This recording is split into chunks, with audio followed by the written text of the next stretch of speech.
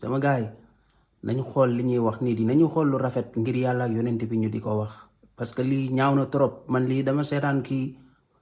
xawma dama ko yërëm xawma sax na laa war a wax quoi mais affaire dafa ma mujjee metti sax comme si man lañ ko wax quoi parce que nag magum jëmm nekk kilifa nekk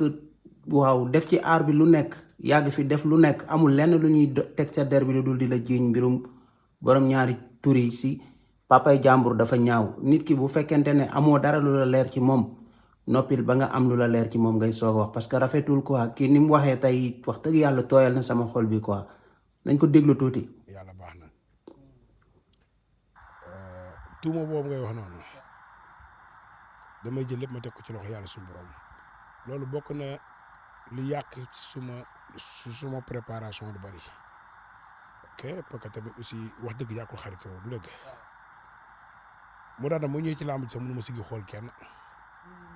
waaw ma wax loolu tey. parce que da nga gis ne kon gars yi am na bët bu ñu lay xool. non mënutu mën génn mënutu ma dem fenn def sama siditi yaram bi la rocc ci boppam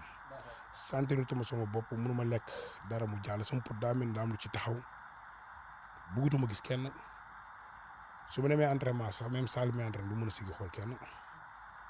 comprendre nga mais nag jaamu yàlla bu xeebu laa damay jël lépp mu bàyyi ko ci loxo yàlla suñu borom dégg ki wax bi ak ñu koy def ak ñi nekk ci yeneen dëkk yi tuumaal ma tuuma bi ak fi wax bu jugee bu dee mën Eumeu Sène jullit laa te jaamu yàlla bu xeebu laa bu dee mën naa jëfal yàlla suñu borom lenn yàlla suñu borom nangu moo xam depuis ma am 15 ans di xiyaam guddi leeratul xadri bu dee 10 derniers jours yi yëpp ma xiyaam am na ci benn bis bu ma tombé bisu leeratul xadri ñaan ci yàlla suñu borom wala mus naa bégal sama yaay wala mus naa defal benn waay yàlla li war a tax wala yàlla mus naa ko defal lenn lu mu gërëm yàlla ma ko yàlla atteeg ñoom bu dee benn tiyaa bu may dugal àjjana la sax yàlla ma ko yàlla atteeg ñoom mu dem ma bañ a dugg àjjana nekk na loo xam ne lu ma métti dëgg mënutuma woon lekk mu jàll santirutuma suma yaram même lamb ji mu duggee mënuma sax bàkku mënuma def dara rus naa sax siggi xool nit ñi tellement tuuma bu réy boobu ñu ma tegal leneen mënoon na mu ko tuumal du métti mais loolu ñu teg ko suma der gis naa ko yàlla suñu borom man nag góor laa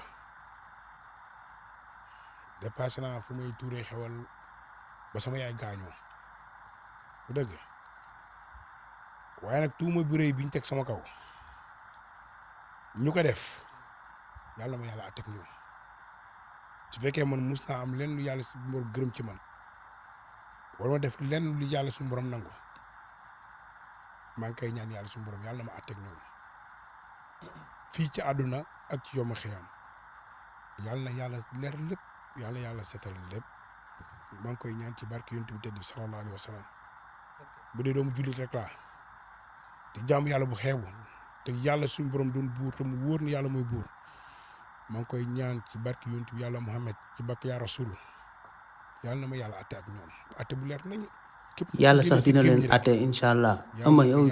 jàmbaar nga yow ndaanaan nga aar nag ak lii nii moom moo ànd xam nga siiw ak lii moom ñoom ñoo ànd quoi faaw ngay ji ma muñ yu mel nii àdduna amul solo yàlla na la yàlla jàppale jàmbaar nga ndaanaan nga.